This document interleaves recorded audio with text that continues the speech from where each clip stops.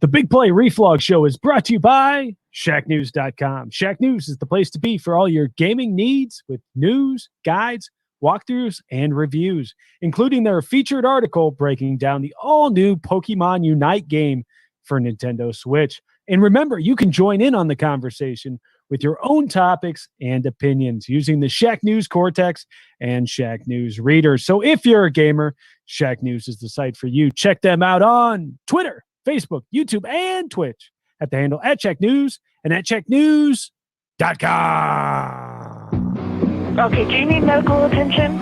Yeah. What is wrong? I don't know. I ain't no goddamn doctor. Cut back by Chubb. He's to the 10. He's still running to the 5. He dips outside left. He's doing it. Touchdown. A swing of the drive. To deep left. Away. Back and goal. Reflog. It's tough goal for backwards. No. Oh, yeah.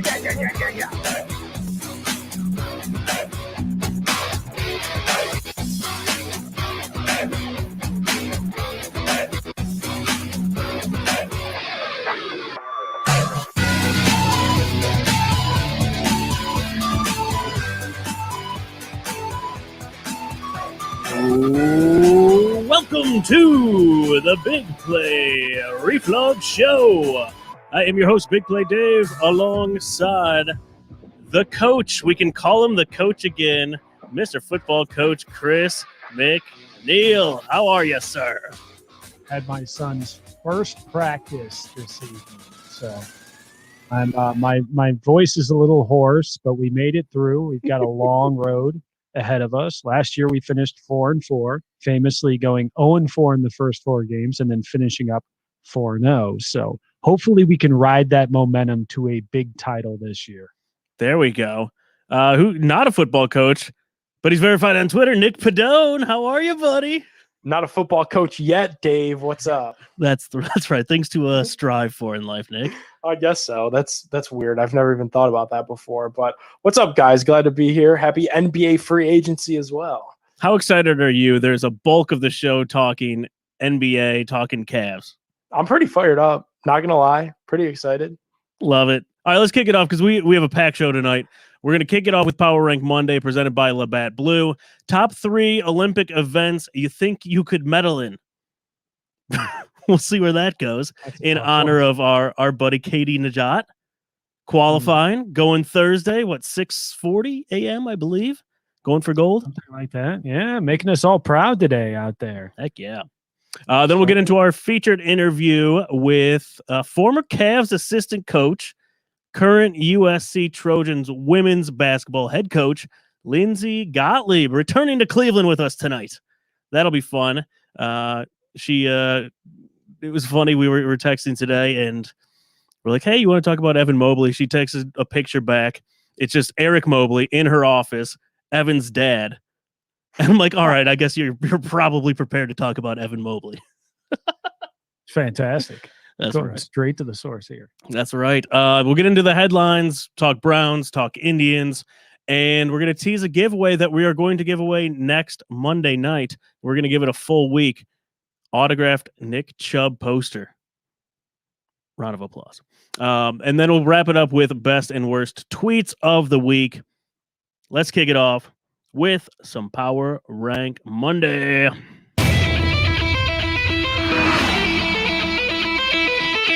It's time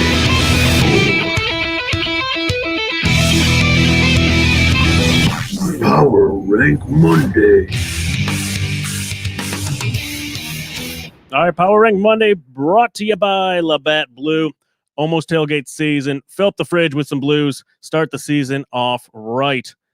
All right, Olympics in full swing. We were just talking about Katie Najat qualified for that vault final this morning. Chris, given it some media run, well done this morning. I did. Very loyal, especially to people who come on the show, catch that show Karma. Heck She's yeah. obviously got it right now, riding that wave over there in Tokyo. That's right. So 6:40, set the alarms on Thursday. All right, we're going to power rank top 3 Olympic events we think we could medal in. I will kick it off with my number 3. Number 3. I'm going to go archery. Chris, were you? No. No. No way. Did you see those guys the other day? when- I watched a little bit of Were we this. watching it together after golf? Yes, we Yes. were. Okay. Yes. At the golf outing. That's right. Those Yeah, guys where are it was the legit. American versus the Frenchman. I could have and- beat France. Yeah, it was the young American, and the French guy, and unfortunately, the American went down. And I was kind of heartened to see that the French guy was the fat guy, and the American was the rather relatively fit guy. So You said he went down like he got shot with the bow and arrow. No. it's a different event entirely where we hunt humans. When they add that into the Olympics, that's when I'm really tuning in. The Hunger Games. There you go. Hunger Games. That's right. All right, my number 2. Number 2. Chris, does this take you back to when you were a kid? Badminton. Oh, it takes me back to like 2 weekends ago. We Yeah. love badminton around here. It's We play fantastic. that. I was pretty good. I think I could What is medal it, in the that. shuttlecock out. Yeah. Yeah. Nick, you ever play badminton? Yeah, I play badminton. It's All right. fun. All right. And my number 1, Numero uno. ping pong. There's absolutely no way. I am very good at ping pong. Not that good. I'm pretty good. like standing like 3 table lengths away from the table. playing I'm pretty badminton. good. I'm pretty You're good. like Forrest Gump. You're gonna have to head to the Labatt Cave and test out your skills, Chris. You can't be that good. I mean, these guys are amazing. When you watch people who are really good at ping pong, oh my God, there's an art to it. It's just so amazing to watch them go back and forth like that. And it's mesmerizing. And there's no way I can believe you're that good. Throwing my name in. No way. You sure not talking about beer pong? Beer pong is completely I was like, different. are there any drinking events in the Olympics? No, shoot. I've got at least one on my list. All right, what do you got? All right. This one doesn't happen to be one of them, but my number 3. Number 3. Dave, I said basketball. That's a team event. Listen, Kevin Love could have just hung on for as long as he wanted. Damn it, Chris told Gotten himself a medal, right? Oh, did you have the same thing over there, Nick? I was gonna make the same joke. Yeah, those team events, man. You could always sit and ride the pine and pull down some medal for the US of A. The road what Colangelo spelled it out for us, Chris. That's exactly right. I have no pride. I mean, I'll go out there and let everybody else win us a medal, and I'll take credit for it. Kind of signing your name to the team assignment. Chris McNeil inbounds been there before. inbounds the ball to Spain. I'm sure I'll be there again, and I'd love to do it for my country. Ride the pine for my country. I could do it. There you go. My number 2. Number 2.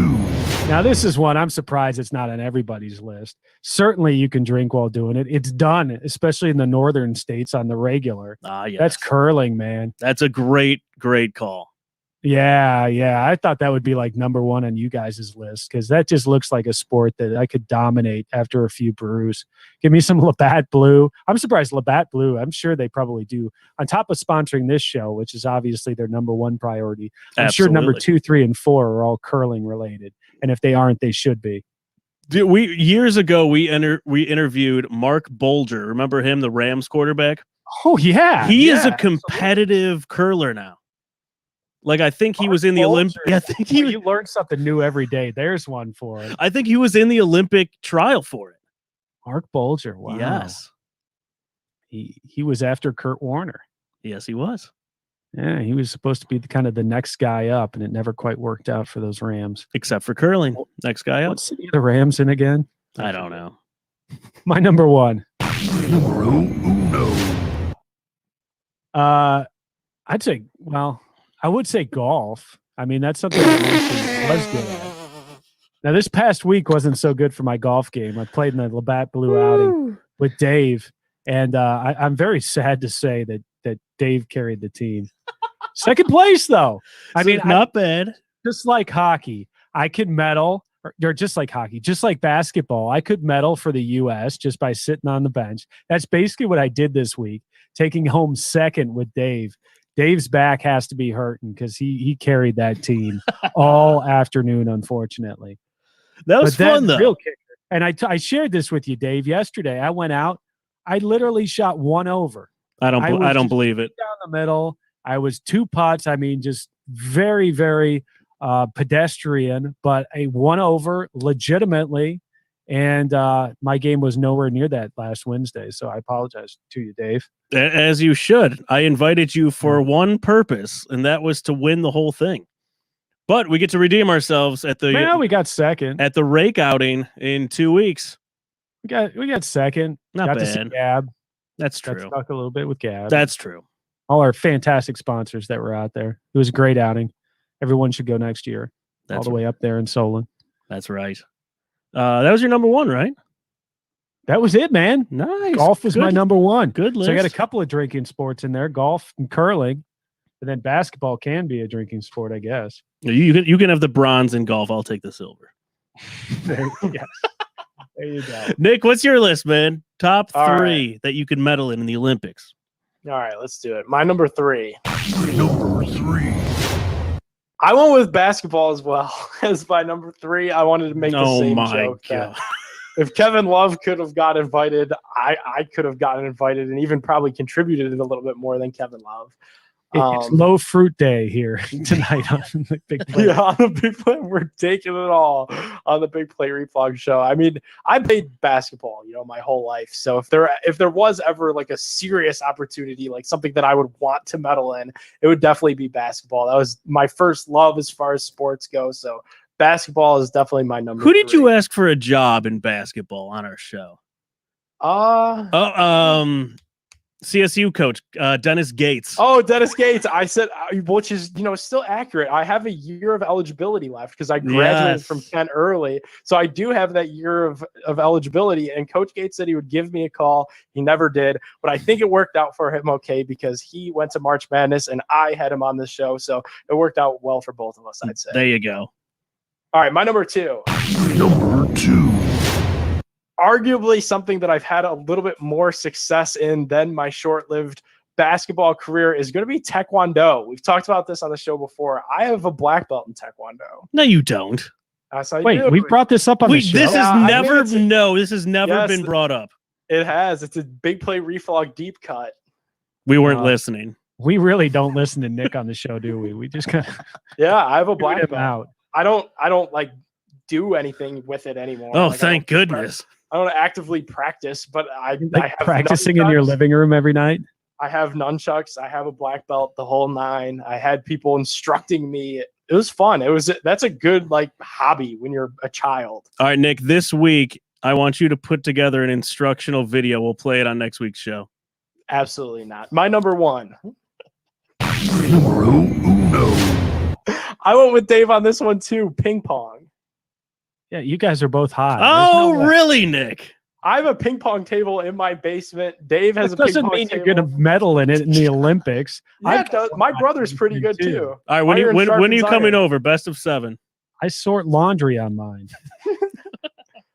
I'll go over whenever. Best of 7. I work up a sweat playing ping pong. As you should. That's how you know that you're getting good at it, Chris. If you start sweating. I've had times in the basement where the shirts come off. It's intense. Never mind. You're not invited. Fan of show Bernadette writes in, any Padone bombs on free agency tonight? Oh, wow. Here's one. Pain. Here's another one. Suffering. Here's a third one. Not a whole lot else going on. Nick, not what we wanted to hear there. That's all right. Yeah. We've got the $100 million man. Yeah, we got Jared Allen. We'll get into that. A really good move. And, they have money. They have the mid-level exception. There's ways for them to do things that are, just not happening right now because they're priced out on a lot of these guys. They like Doug McDermott. He was a little rich for their blood. They traded for Ricky Rubio. That addressed a huge need. The backup, the backup point guard spot last year was abysmal. So it's definitely going to be a big help having him in there. I think you guys are going to turn back and be like, Nick, you were right. He's not an all-star. He's not getting us to the next level, but he's at least better than nothing, which is what we had. All right, fair enough. Well, let's bring in Rick and someone who knows a lot more about this young core that we're building here in Cleveland. Lindsay Gottlieb joining the show. We will be back in, I've been pretty good, I'm going to say 30 seconds.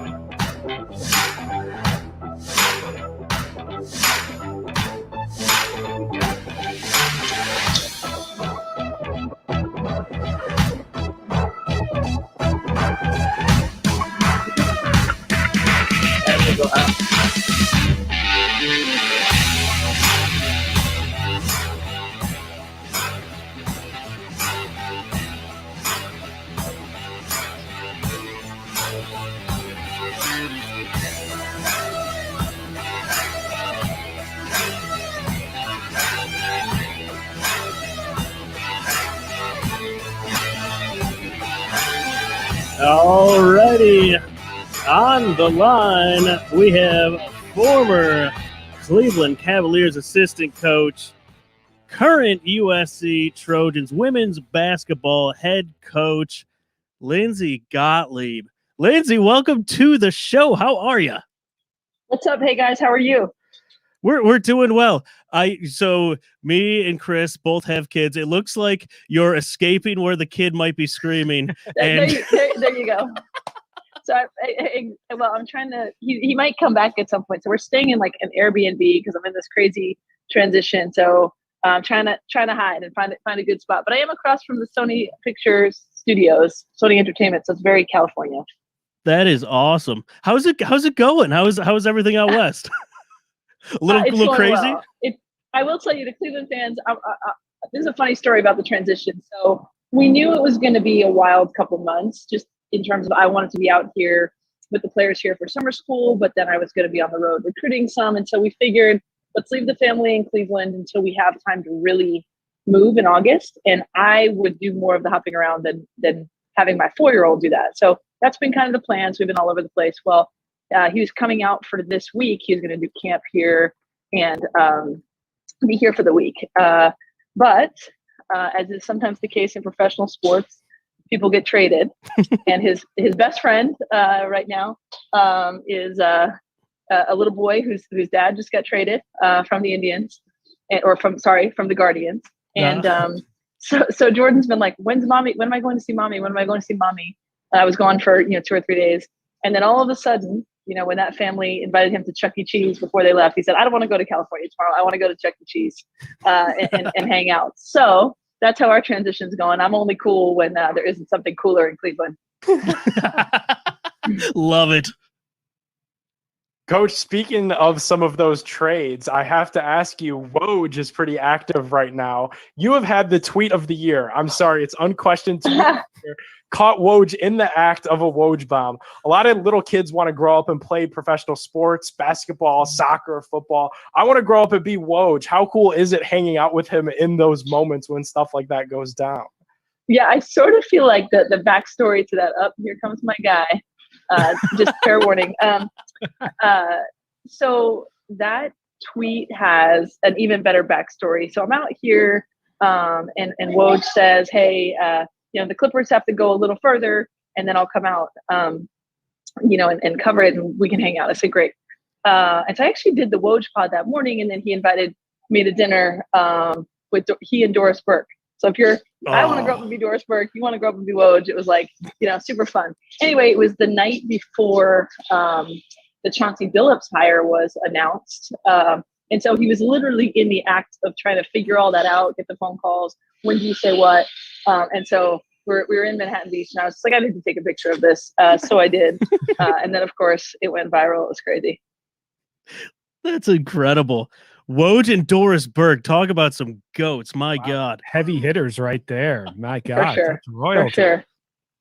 So, Lindsay, you coached collegiately for years before joining the Cavs in 2019. I know it's really, really early getting back to college, but what's that like going from the NBA kind of back to college? What do you think the experience is going to be like for you? So, you guys can go on that. Sorry, there he goes. So I would say this. I went back into the recruiting scene in July, and nothing much has changed in that world. It's only been a couple years, but I felt very much like I had changed, which was sort of a cool feeling, right? I think everyone should have the opportunity in whatever profession you're in to take a couple years and go stretch yourself, right? Challenge yourself. I felt like I learned from the best people, in this profession in terms of the resources that the NBA has and the minds that the NBA has. So now all of a sudden, I get to come back to women's basketball, which is a passion of mine, the ability to, invest in young women, make them better on and off the court, but I can do it in a version 2.0 of myself because of the opportunity I had with the Cavs. So it's been really cool. The other thing I think that's been really interesting to me is that, and I think I've been fairly vocal about this, there was part of me that felt, I don't know, like, is it the right time to leave the NBA? Am I doing enough for women? Do we need more people? But I think that my calling maybe is to be one of those people who just sort of shows the synergy of basketball as it can be, right? Like, if you know the game, if you can coach the game, if you care about people, it can kind of transcend either level or either gender. And it's been neat to have some of my NBA guys come through. I had one of our former players come and and work out, and he talked to a recruit that came through that day and all that kind of stuff. So it's sort of a neat opportunity to kind of have the two worlds blend a little bit together. That's awesome. Yeah, I mean, you just hit on it. I mean, first ever women's Power 5 college coach to be hired in the NBA. Now you're a head coach for USC. Any advice you have for some young women out there in sports who want to get going in their coaching career? What would you tell them at this stage? I would tell any young coach, right? The first thing is, people ask me, should I take an assistant job here? Should I get my foot in the door with video? I always say it's about the people, right? It's less about the job title. It's less about the location. It's about the situation you're in. And the best thing you can do is surround yourself with people that are going to teach you the right things, that are going to invest in you, that are going to allow you to do a lot of things. And then I would say, be present where your feet are. There's no problem with being ambitious. I think we all need to have goals, but you also can't be really great at anything if you've got one foot out the door or you're looking at how do I get to the next thing. You have to be really present. And if you're coaching in Division III, then do that to the best of your ability. If you're in the NBA, then you put your heart and soul into that. And I think that's where the opportunities come, when you're around good people, successful people. And then you connect with them. Hopefully that opens doors down the road. One of kind of your hallmarks, Lindsay, when you were with the Cavs, you're big on like game planning, your development of a young core, and really a lot in that area. Can we do some quick hitters on the Cavs young core and kind of what immediately comes to mind when you think about these players? How about Colin Sexton? Oh, work ethic. He's a competitor and nobody works harder. Darius Garland. Upside.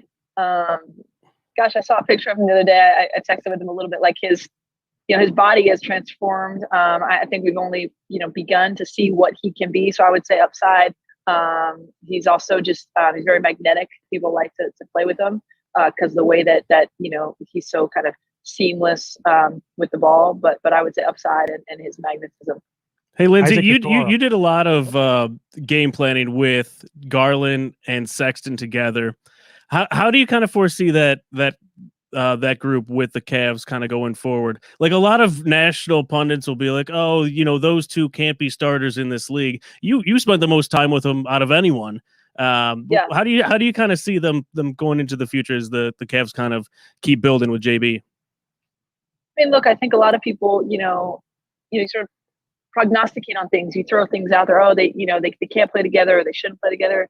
And yet day in and day out, right? I think they proved that that they can be effective and that they both have elite skill sets. Now, going forward long term, I think there's, and there has been and there will be thought about how to build the team relative to what you have and what you need, right? So you've seen them add length. You've seen them add pieces that fit with those guys. But I really do think, this is sort of in process of what's going to be. So it's not a finished product. So who knows, right? Like, who knows if the majority of their minutes will be together on the court at the same time or, alternating. But I know this, a lot of teams would like to have those two guards on a roster. And I trust in JB's ability to kind of figure out what works best. And to win in that league, you don't just need, starters. You need legit depth, and you need different people who can do different things on different nights. And I just think those are two young pieces that are elite at what they do. And you got to figure out how to fit it all together. And I think they've taken steps in that direction. No question about it. Heck yeah. But a couple of other young pieces here, Isaac Okoro and Jared Allen. What comes to mind Yeah. with those two? So Isaac is the most mentally tough human I think I've been around. Just what he was thrown into last year and just never getting phased, like facial. I felt like I'm proud of myself and getting him to be able to smile. Like facial expression doesn't change. Takes on a challenge. So again, I think he's going to be a terrific player in that league for a long time because he's so mentally and physically freaking tough. And then Jared Allen, he is one of one. He just signed, what is it, $100 million deal? The And I $100 guarantee million you, man. I am so excited for him. I guarantee you he's going to be wearing his raggedy Vans, walking around Cleveland tomorrow and won't buy a new pair. He wouldn't trade in and get a new pair of his Nikes. They were always like busting out. I hope he never changes. I don't think he will. He's one of one. And so he's just incredibly unique. And just, I think he's a gift. He's awesome. Here's one for you, Lindsay. A brand new part of our young core, which has roots in USC. I know you're excited to talk about him. We're excited to have him here in Cleveland. And that's Evan Mobley, the 3rd overall pick in this year's draft. What could you tell us? Drop some insider knowledge for us on our new big man here. By the way, Lindsay, when we were texting the Zoom link and you sent the picture back of Eric Mobley, Evan's dad, what timing? Yeah. What timing? I'll tweet it after, I think, but it was pretty cool. So I connected with Eric, Evan's dad, as soon as I got out there. This was before the Cavs even knew they had a top 3 pick. And he and I kind of connected right away and was like, oh, you go good with those guards out there. And so just to see how it played out is amazing. There's so many cool things. So he came in my office this morning with a big smile on his face, wearing a Cavs shirt and his Trojans shorts. So of course, we're like 2 peas in a pod with that connection out here, but also just to have, Eric come back to work today and just get back to his grind. He's a terrific college coach. He's here for the long haul. Isaiah is back here as well. So that's really neat. They're a terrific family, but you guys excited out in Cleveland? I couldn't tell with the crowd that was out there at the at his flight getting in the morning and the billboards around town. It's pretty awesome to see the city rally around the Cavs and rally around what now is going to be a huge piece of the future. I don't know Evan personally, but clearly as a basketball player, and I don't throw it around lightly, he's a unicorn, right? He's a 7-foot guy who can pass, who can, lead the break. He cares about defense, shot blocking. And, we obviously spent a lot of time, I did at least, watching, college basketball. Last year, we didn't know where we would be in the draft, but, as a coaching staff, we text each other, and guys would always joke with me because I was a huge Cade Cunningham fan who wasn't, but we talked about Evan Mobley all the time, just like, oh, look at this kid, what he's doing. I'm a Pac-12 person, so to see it all kind of play out how it did, I know JB's excited. JB values defense, he values versatility, and you just don't see 7-footers do what Evan can do on a regular basis. So it's super exciting, and people have said it. In any other year, he might have been the number 1. Pick in the draft. He's that type of guy, and he's an even better person. I do think the sort of low-key blue-collar work ethic will go over very well in Cleveland, which is an underrated city, I believe. But people really value that in their pro athletes, and I think Evan's gonna be just that. He's super low key. That intro presser, sometimes you have guys come in and they're so excited and they have their nice fancy shades that they just bought, the big chain. But Evan was was one of the most down to earth press conferences that we've heard in a long time from especially a basketball player. Is that kind of something that we could expect from the Cavs kind of moving forward? Because you have Darius, who's smart and well spoken in the locker room. You have Colin, who's the same exact way, and now you've sprinkled Jarrett and Evan into that mix in that front court. It seems like it's a tremendously smart young core as well. I think so. They're just like really good humans who want to win basketball games. That's what I've seen. I don't get the feeling that, the money that's coming their way or what have you will change them. I think they care a lot about being good. I think they understand that that's how you get individual accolades. I think it's probably pretty rare to get a group of them like that, that are so young, that are grounded in that way. And I think it points directly to their parents. I've had the chance to meet, almost all of their families, and that's how it is. Evan's definitely low-key. I was joking with his dad today. Like, I loved how the parents and Evan were like color coordinated. So Evan had like the kind of turquoise suit, and then his dad had it in the bow tie, and his mom had it. So I was like joking that they were super coordinated, but they, they're just, regular people whose son, ended up being a superstar. But Evan, I think, said that he and Isaiah grown up, and his dad coached a club team out here. Like, I think this is what they expected to do. We want to play in the NBA, and then they grew up and did that. So it's unbelievably cool. And at the same time, I think for him, it's not about the flash and the glitz, and he's not doing it for the Instagram likes. I think he's doing it because he loves basketball and wants to be as good as he can. And I think he's serious when he says, I want to be an all-star and I want to be, one of the best players in the league. And I think he can say that without it seeming kind of crazy. Lindsay, you're an Ivy Leaguer. It seems like Ivy Leaguers are kind of taking over sports, at least in the coaching ranks and front offices. Obviously we're very Brown centric here on this show. We've got a head coach, a GM, both Ivy Leaguers. It seems like the trend and something that's become, huge in sports is the idea of analytics. And what kind of a role do you see that plays in what you do on a day in, day out basis, maybe what you've done with the Cavs, and what place does that have in your day to day, every day that you go into work? So when people ask me what are the ways I've changed since being in the NBA or what will I bring, there's no question that the access to the data analytics kind of world has opened my mind in so many ways. So obviously I was kind of, as you mentioned, I'm kind of a nerd anyway. So I'm always like into that prior to going to I didn't NBA. say it in those words, to be fair. I didn't straight up call you a nerd. I did it in other ways. It was kind of cloaked. Right, exactly. But having spent, a couple of years in the NBA where you have access to the, all of the information, all the cameras and the statistical data and the people to kind of compile it and think of new things, it was incredibly interesting to me. And also it kind of opened my mind. So I do think that in college, I will pull from that mindset. Now it won't be, an automatic, like we're going to do everything, right? Because we don't have access to the same stuff. And I don't think it would be as useful, but over an 82 game season, the things that you can measure and the progress that you can look at, or the trends that you can look at, is incredibly important.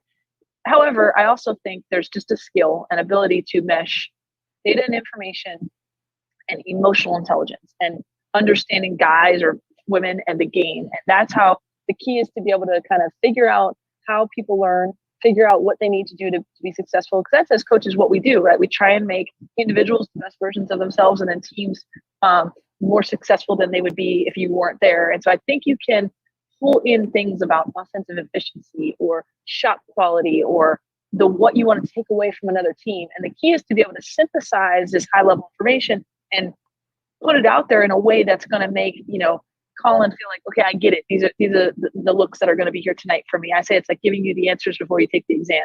Because look, as coaches, like, we can't do any of the physical things that they can do out there, right? Like, not even the great ones who played before, right? You have to respect that their physical abilities are there, but if you can help them kind of see the game in real time, or understand what looks and reads are coming at them, so it helps them, in the course of the game. That's really the beauty of it. That's sort of what I love about it. And coming up with a game plan that helps our players be more successful, and to weave in the numbers and the analytics to that is just the wave of the future for sure. Are there any stats or anything that fans like me, just kind of dumb fans off the street, look at or talk about that you just kind of laugh about? That's like, I can't believe he focuses on that aspect of the game. Or on the flip side of the coin, is there something that fans really don't appreciate that you look at a lot when it comes to analytics?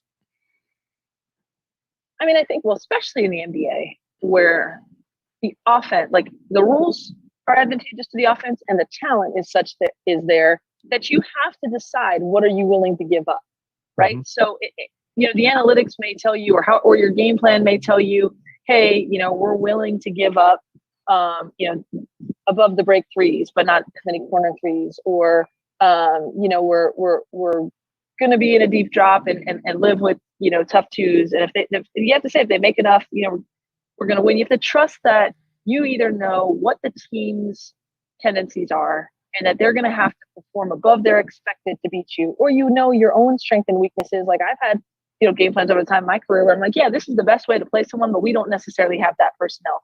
So my point being, there may be a game plan that's what you're saying that you're willing to give up, right? And so why are they're doing this or that? Well, you got to figure out what you're trying to do. If you're willing to give something else, you have to do something else well. And so there's a thought process behind it. I would say that's the main thing. But look, at the end of the day, fans should just want you to win and should just want to figure out, hey, it's either successful or it's not. That's what it's about. One team wins and one team loses. And I care about the process and we care about, but at the end of the day, at some point, you got to win. And I get that. I would say the simple stat sheet can be helpful for certain things, but it also doesn't tell the full story. Simple plus minus, I think sometimes can be misleading. There's often things that go into it, but I don't think the simple stat sheet stuff is wrong. It's just that you can get a more nuanced look the deeper that you go, and also you can twist yourself into confusion too. You got to be very smart about how much you use the analytics and what its purpose is as well. I mean, it doesn't take away from just getting guys to perform how you want it to perform. Lindsay, you are going to absolutely crush it at USC. Thank you. Well, so, okay, when, anytime you guys are in LA and want to come to a game so I hear football is pretty big. So we're about to do some, football Saturdays in the fall, but if you're ever out here, hit me up, and for sure I'll be back in Cleveland to visit whenever I can. And I'd love to make plans to be at the Final Four, the women's Final Four in Cleveland. Is it, I believe it's 2024. Is that right? It's coming up. So we'll do our best to bring our whole team for that one. But appreciate you guys having me on. Exciting times for the Cavs, and I'm just so grateful for my time there and all the people that I met. Lindsay, you're the best. Good luck to you. We'll talk to you soon. Thanks a lot. Thanks, guys. Appreciate it. All right, Lindsay Gottlieb. How awesome was that? Quick Google search. She's so smart. All over it. 2024 Final Four in Cleveland. Heck yeah. And she will be there. She's already making those plans. She's with the be Trojans. Out there. We got the Los Angeles football invite too. Oh yeah, that's not bad. That's not bad. They may be in our conference here in the next couple of years. So. Ohio State. I mean, seriously. Yeah, who knows what's going to happen? Rose Bowl. We'll just play them in a random September. Go watch some football on the beach. That's right. That's right. All right, let's get into some Cleveland headlines. What do you say? Let's do it. Sounds great, Dave. Let's do it. If my buttons worked. Cleveland headlines.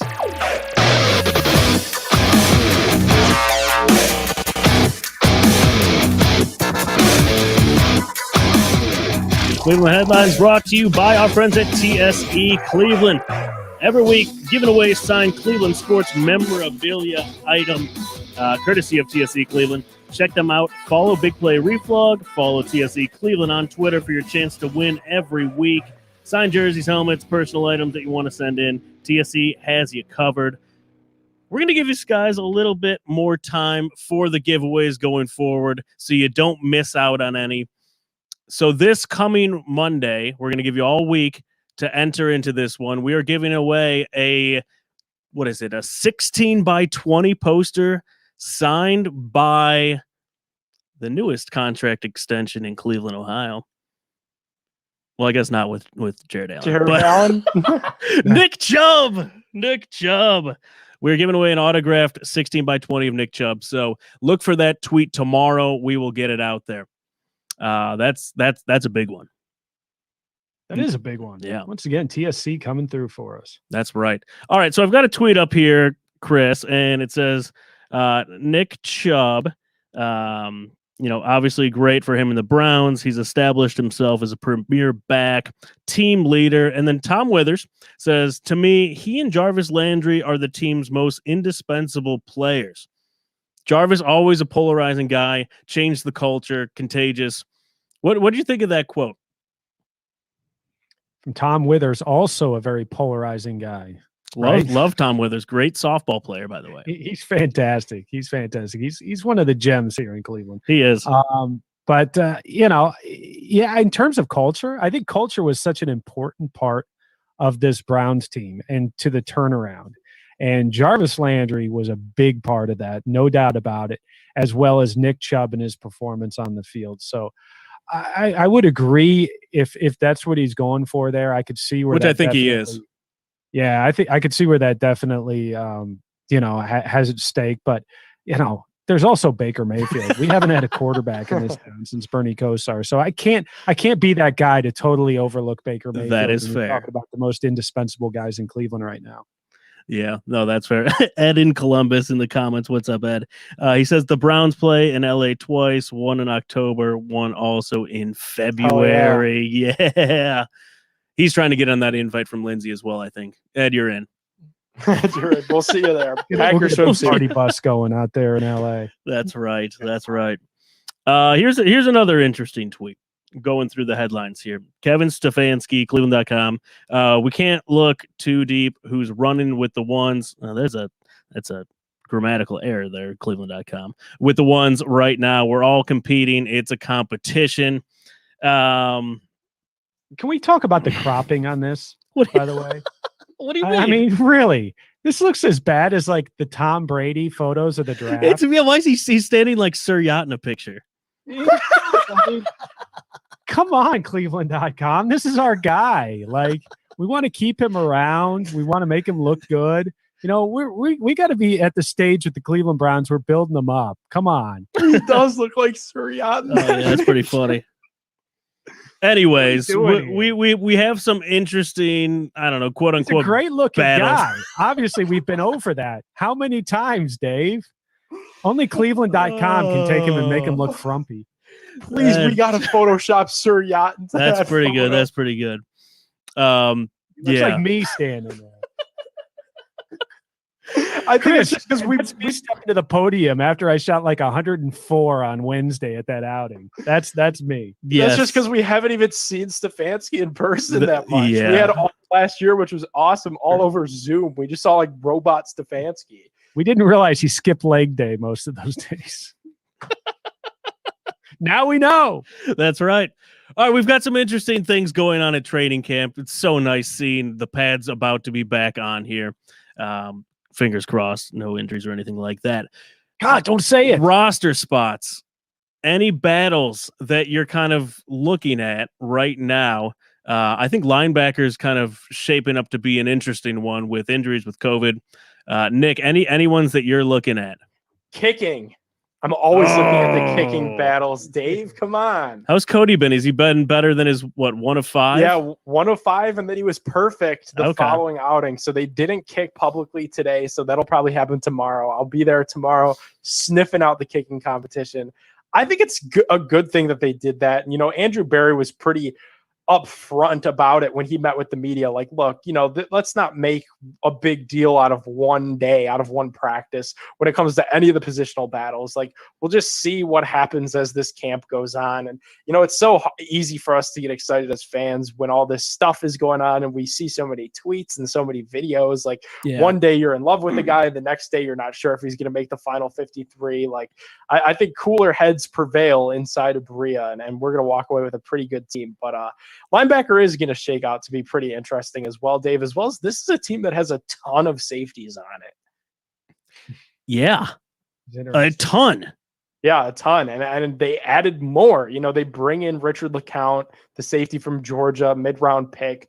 A lot of people felt highly of him. He tested incredibly poorly as far as his athletics go. And we find that he was in like a motorcycle accident right before he worked out. So that would probably explain why he worked out. I mean, how do you not bring in a bunch of safeties after last year? I mean, yeah, we need as much depth as we can get on the defensive side. And, we talk about the extensions too. A name that's been thrown out there that needs one is Ronnie Harrison. Young. I don't think people realize when we got him how young he is. Young Bama product, thought highly of around the league. It shocked me that we only sacrificed a 4th round pick for him. So we'll see if they're able to do something there. It's a crowded room though. You have John Johnson III, who's incredible talent. That was their number 1 guy heading into free agency. Yep, you have Grant Delpit from last year. You still have the likes of Sheldrick Redwine and some of those guys that are a little bit deeper into the pipeline, Elijah Lees of the world, who had a pick 6 on Baker. So there's just a lot of interesting deep cut pieces.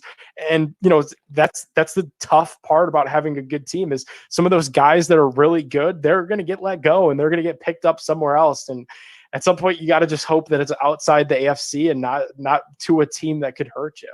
Oh, with them bringing in that many guys, I think it just shows you how tough it is to replace a guy like Andrew Sendejo. Oh, Jesus. That's a name we haven't said on this show in a long time. Just saying. Number 23. Boy, employee number 23. I think Chris saw that Chris saw we had to talk about the Indians next. So he's trying to go with a topic where now it doesn't seem so bad when we have to talk Indians. Why did Troy Hill want to wear 23? You got to give that a year break. Or retire it. He's an Ohio kid, right? You think that was LeBron related? I wonder. He wore 23 in LA too. I bet you. I wonder. I bet you. That'd be a good question. 6 is taken, so there we go. Yeah, single digits are back too. Anthony Walker. We got to hope that all good news comes of that tomorrow. Seriously. Yeah, no kidding. All right, let's move on to let's get Stefanski off the screen here. Mandy Bell tweeted out, Indians manager Terry Francona, leave of absence, remainder of 2021, focus on his health. DeMarlo Hale serving as the active interim manager. Chris, were you surprised by Sandy not getting the interim status again? Well, no. After I heard the explanation, no. Yeah. It sounds cromulent to me. What they were doing there is they wanted to keep it with as few interruptions as possible with Tito leaving. So they'll just keep Sandy coaching the bases and then just promote him in there. So that made sense to me, and I was okay with it. It seems like actually the Indians being as stable as they are kind of throughout, I don't think that sends too many shockwaves either. So I'm good with their explanation on that. I think there's still nothing has changed as far as what they want to do. I think it's still going to be Sandy is going to be our manager at some point here. But then as far as Tito stepping aside, this has been something that's been talked about for the last few years. Yep. I think that there's a lot of people, or I think there's probably going to be a book written about Tito and what he's battled through the last few years, kind of quietly, because he's gone through a lot of health issues that he has kept very, very private. And I think a lot of the media was keeping quiet on his behalf as well. That, other people who aren't as strong as Tito, I think would have been gone a long time ago. Yeah. But he's dealt with the health problems. He's dealt with them quietly in a lot of cases. And I think it just all caught up with him. And he finally decided he needed to step away when he saw that, this team probably isn't going anywhere anyway. So it's probably the right time for him to focus on himself. I wouldn't be surprised if he's done now. Maybe steps into a different role or something, because he does have a myriad of issues that have kind of crept up on him. And so I wish him well. Having said all that, I definitely wish him well. I think that goes without saying. The things that he's done here, I'm certainly not one of those guys who's kicking him out the door. I'm very appreciative of what he's done. Not one losing season. That's amazing. It's amazing. Under his tutelage. So get well, Tito. Love to see you go back into your old role and be our manager for a little bit longer. I just don't see it happening at this point. Yeah, unfortunately, I am with you there. And the Cleveland baseball team, whatever we're going to call them, we don't know if we're allowed to call them the Guardians yet with the roller derby stuff People get going mad. on. It's What? so stupid. You put out tweets that say Indians, and people are like, Guardians, Guardians, and there are some people who, without a hint of irony, will start ripping on you and saying you're racist for using Indians still. It's like, well, technically we are still. It's still their handle, isn't it? That's exactly right. Like, You can't at them. You can't at the Guardians. It's a roller derby team. that's exactly right. Plus, I don't want to get sued, right? Doesn't bode well for SEO. No, not so much. Nick, this was interesting. WKYC3 talking about some of the moves that the Indians made. I know we maybe a month ago were like, Chris and I were talking. We're like, okay, maybe we'll just kind of stand pat. We're not going to be buyers, but we're not going to be sellers. We have a real chance at the playoffs here. Wow, things have changed a little bit, Nick. What do you think of the moves we've made so far? We didn't go full Cubs though. Well, yeah, that's true, but they won a World Series. And here's the thing: Thanks we for ripped we slowly ripped the Band-Aid off over a 3-year time span. They just ripped the Band-Aid off all in one day. Yeah, that's true. We've lost all of our World Series chips too, and they just decided to do it all at once. It was tough. It's always tough to see some of the guys go that you really pull for. It was definitely weird to see Cesar Hernandez go in division. I don't know if I like that because the White Sox are the type of team to make you regret a move like that, and then they bring him back next year, and then you really feel like a big dummy in the room. Mm-hmm. But isn't that one of the weirdest things in sports too? What's when you that? have a trade like that, they immediately play against you. yeah, That it always was. strikes me as just like weird. because even I went to the game on Wednesday against the Cardinals, and Andrew Miller was chatting it up with the Cleveland bullpen guys. Yeah. So imagine Cesar Hernandez. You were literally on the team 48 hours ago. Right. It's definitely bizarre. I mean, I'm not going to sit here and say I like what they did. They didn't make the team any better immediately, but do I understand it? Sure. They're in it for the savings. They got rid of Eddie Rosario and got back to Panda, and then cut the Panda. How old is the Panda? 40? Panda's only mid-30s. I was shocked to see the No. Panda is only 35. Wow. Kept himself in good shape too. Yeah, no more food service at the hotel. But Nick, what did can you think say? this is a full rebuild, or you think that Antonetti is going to kind of work his magic like he always does, and we're going to be, okay heading into next year? All right, two things, two kind of hot takes. I can't call Chris Antonetti magic because I've never seen a World Series for this baseball team. I mean, what is he However- working with? Exactly. And that's what I was just going to say. He's working with the poo-poo platter. He has elite starting pitching. And I think as long as they trot out Shane Bieber, Zach Plesac, Aaron Savali, now you trinkle in Cal Quantrill, who's coming into his own, and Tristan McKenzie is He's going to be a starter now, isn't he? I mean, we're going to Yeah. keep him as a starter. It's Who, not- who, by the way, is a Labatt fleet? Is that how you Yeah, say it? Labatt lead. Yeah. I mean, he's going to be like the number 4 starter. Yeah. So If you're at full health. yeah, so exactly. When you go in with those guys as your starting pitcher and you employ the likes of Jose Ramirez and Franmil Reyes, who could do just amazing things with their bats, you got a swinger's chance. It's just, can you compete with the big boys? And that's the question that we've been having for 2+ years now in Cleveland. Hey Nick, what are your thoughts on Miles Straw? I mean, he's cool. I'm not. I don't know. Cool. Because I'm kind of excited about him. Houston. Back to you, all the Chris. fans I've interacted with from Houston are kind of upset about losing the guy like that. Oh, he was their everyday center fielder. I know, and So he's that's a what. defensive specialist. We have 1 million center fielders, though. No, it's insane. That if he slumps, They all try and get the ball, even if they're playing right or left field too. That's part of the problem. and if he hits 222 in center field, then you're just like every other center fielder that we have. So I like him right now, and he definitely stands above the crowd because he's hitting in the 260s. We could call him a piece of the young core because he's a younger guy with club control over the next 5 years. Whether it's the Cleveland Indians or the Cleveland Guardians, he's going to be there under contract for a really long time. So I guess you have to like it, and that's the kind of piece where you Gosh, can't. well, that's not what I wanted to hear from you, Nick. You thought I was going to I hate was it? hoping for a little bit more of a rosy outlook on this? Not. I guess you have He's to. Like cool, him. I guess. Yeah. I mean, yeah, he's not. All right. Is he going to get us to the playoffs this year? Is he going to get us to the World Series this year? No one's going to get No. us to the playoffs No. this year. Yeah, exactly. Albert Bell in his prime isn't bringing this team to the playoffs. Yeah, so he's cool. I'll look He's forward to cool. see him in a Guardians uniform, Chris. There you go. I can't get too high or low on any of these guys right now because this season's a wash. Yeah, that's very true. Let's go back. Let's to go back to the wheelhouse for Nick here. Yes. Wait a second. Before we do that, What's that? before we leave baseball days, Oh, I'd like to take the show back to forgot. 1988. Wow. 1988. We have score 1988 Major League Baseball cards, and we have Topps 1988 Major League Baseball cards. This one, Dave, you'll notice the little bulge there. Oh yeah, that's some gum. That's some gum. So, Dave, I ask you, would you like the Topps or would you like the score tonight? I'm going to go score. Hit the music. We got to get in the mood. Score. Let me give you some traveling music. Let's see here. Can I find the music? Baseball cards. That's the one.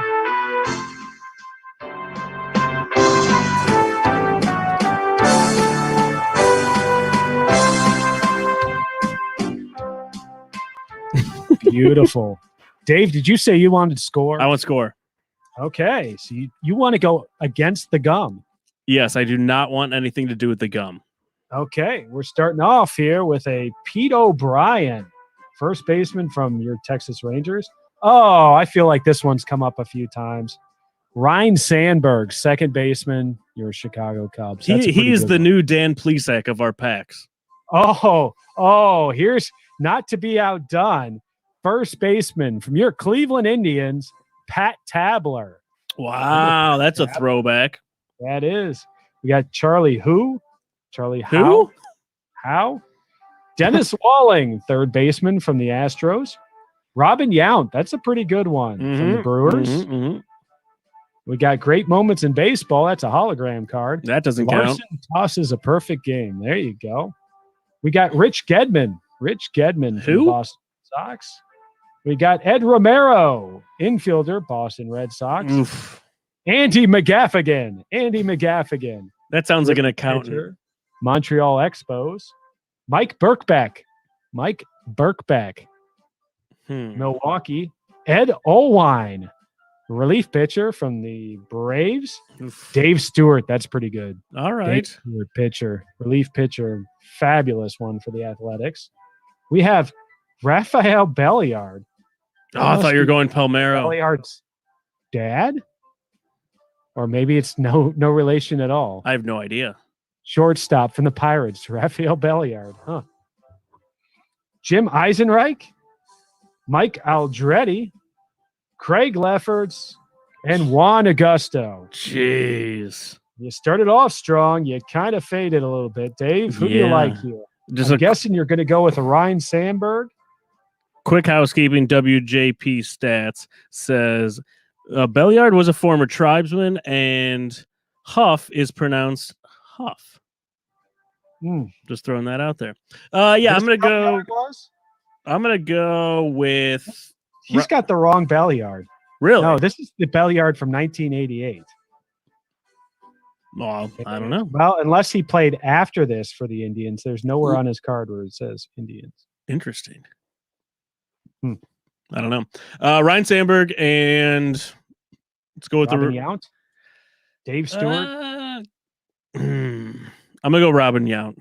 Ed Olwine. Chris, all you have to do with this next pack is get a player that I've heard of before. Oh, come on. You've heard of Ryan Sandberg. Yeah. All right.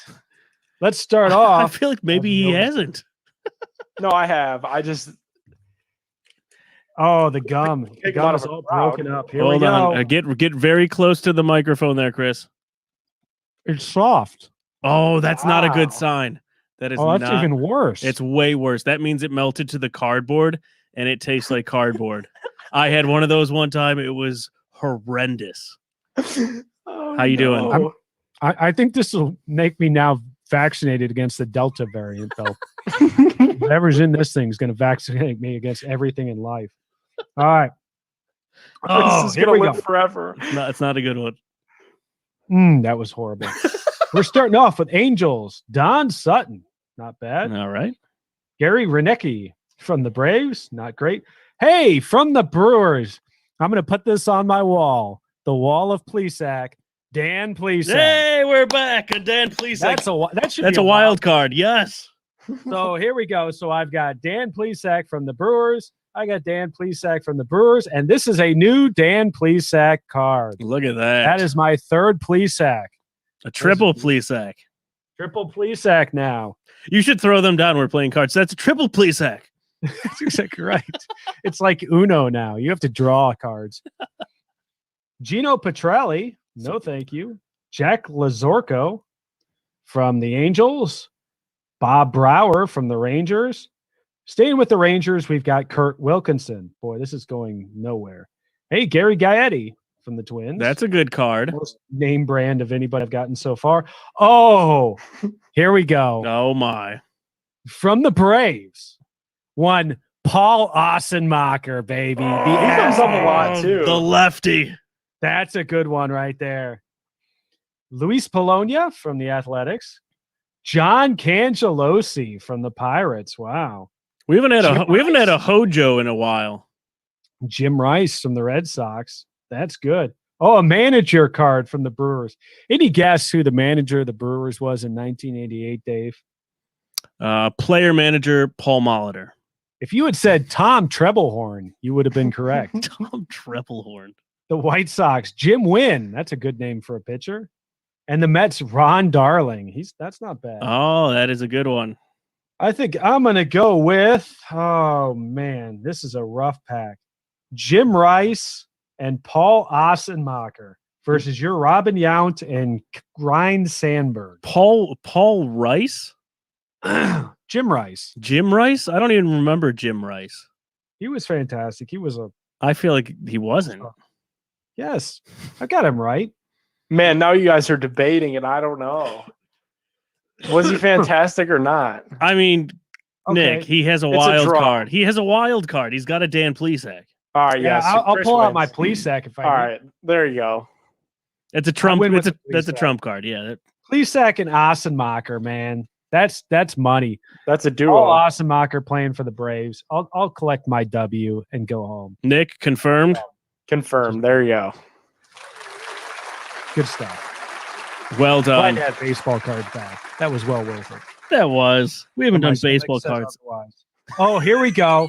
Very 80s too. Very on brand. What? On the inside of the wrapper, it says, "Be a superstar. Say no to drugs." Oh, do you remember There Dare? you Do go. you remember Dare? Oh yeah, I remember Dare. I had Dare. Oh, they've got a logo. Did you really, Nick? Yeah, I have a Dare shirt still. No way. They Yeah, got a they- logo here. Team up against drugs. They gave us. Wow. We were in second grade. They gave us all like extra large T-shirts. I still sleep in mine. Oh, the Dare shirts were pretty awesome. Yeah, I And had that. Team up against drugs was not quite as strong as Dare. No, not so much. My Dare officer became a drunk at the local bowling alley. So. I think that's how it always goes, man. God bless them. There's so many stories about Yeah, that. yeah. All right, let's go with best and worst tweets of the week, and then we will get you the heck out of here on a Monday night.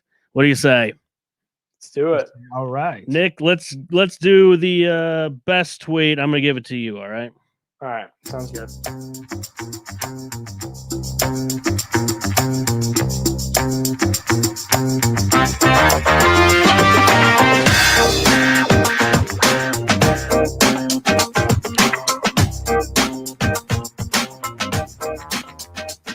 Well, Dave, best tweet of the week.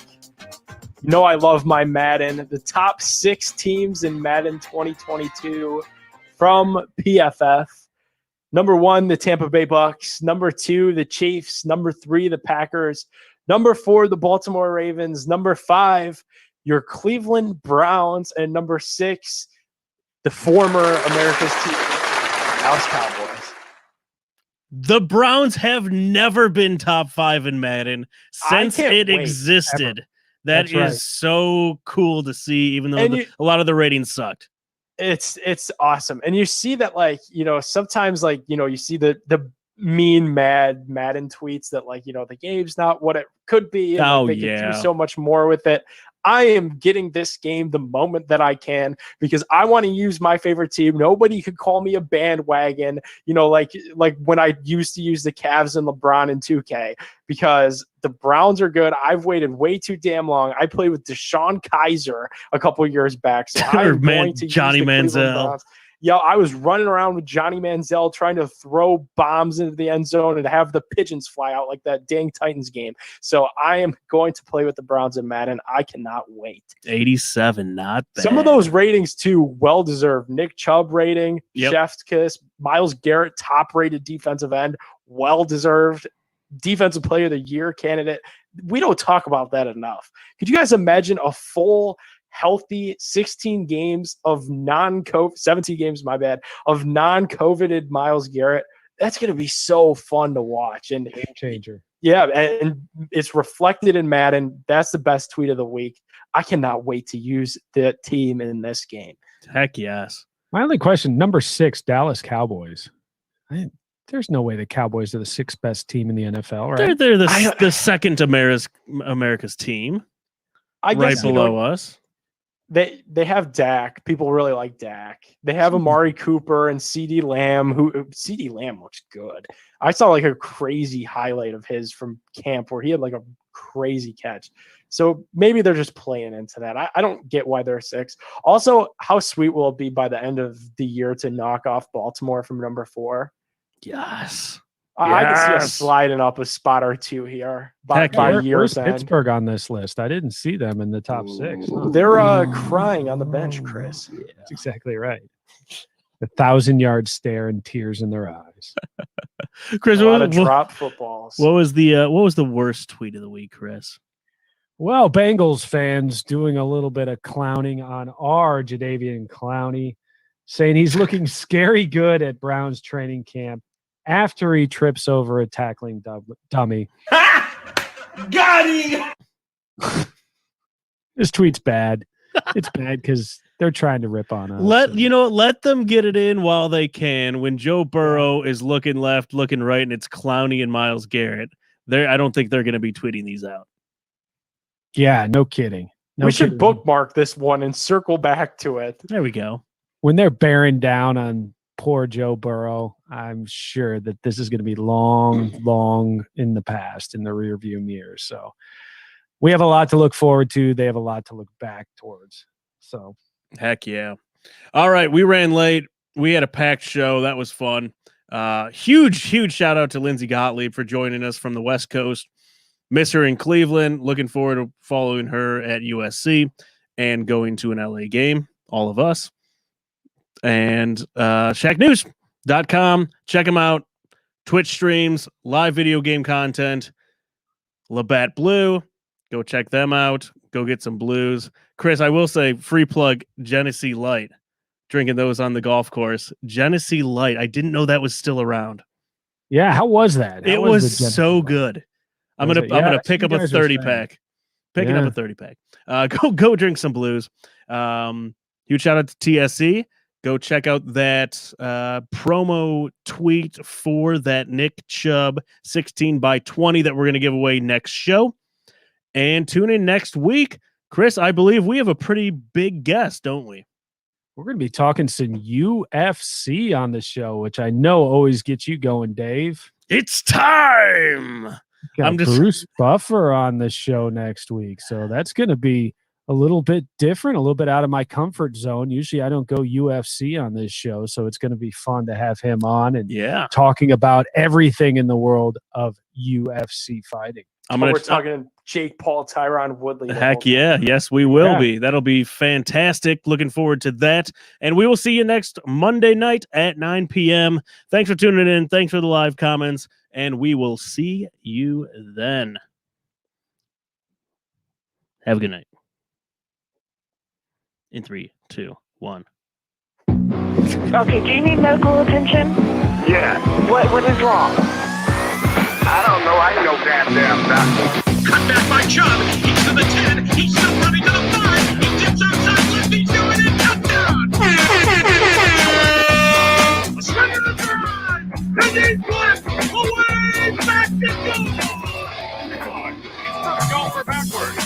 no. Oh, yeah.